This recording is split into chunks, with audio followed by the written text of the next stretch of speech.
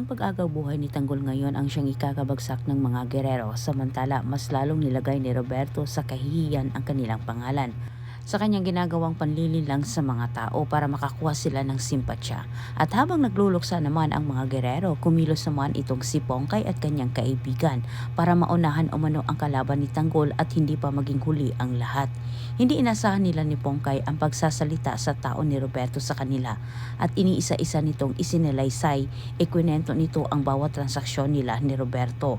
Walang kamalamala itong si Roberto na siya'y nilaglag na sa kanyang pinagkakatiwalaang tauhan.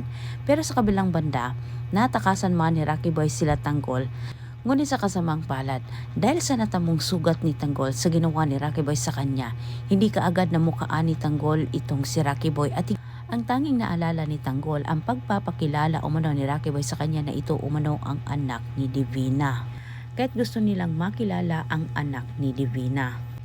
Sinabi ni Ramon na posibleng kaaway umano itong si Fernand. Ito umano ang nagtangka sa buhay ni Tanggol.